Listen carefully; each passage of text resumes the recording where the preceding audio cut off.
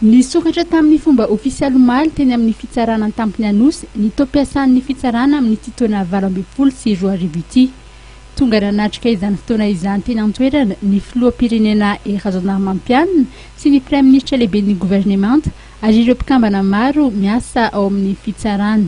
Ny mpitsara no tokony ho fitaratra eo amin'ny toetra aseho sy ny fahamendrehana tokony aseho eo anivon'ny fiarahamonina. Mila mampiseho ny ohatra amin'ny fanarahana ny lalana izy ireo ary mila mitarika ireo mpisehatra rehetra ny amin'izany. Olona manana an'izay maha izy azy, izany mpitsara izany.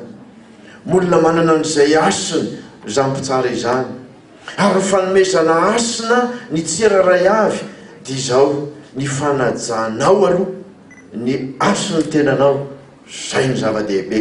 Asa mijery ny afy ianao, hoe jereo rendrianina. Nafinaritra ny teninao teo nilaza momba n'ilay hoe taxi brosy hoe tsy menatra ianao. Na dia somary miteny kely ihany koa ny azy ianao hoe manana andraikitra anareo fitondram-panjakana mba tsy handananay taxi brosy tsony amin'ny manaraka. Tsy maninona izany, raisina tena mpanetretena izany zavatra izany. Fa izao zay fanetretena izay ilaina izay.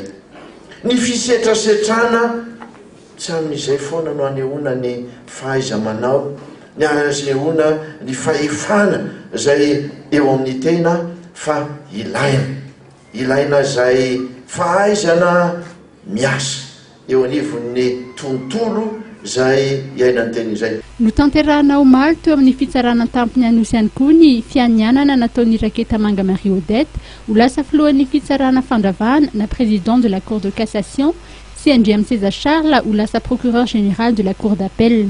Ny arahaba sy namporisika ireto farany ahavita sy antanteraka amin'ny antsakany sy andavany ny adidy aman'andraikitra lehibe antsoroany ny filoha Hery Rajaonarimampianina ary nanamafy ny amin'ny ampisehon'izy ireo izay toetra mendrika sy azo alaitahaka izay hatrany ho famerenana ny asin'ny fitsarana.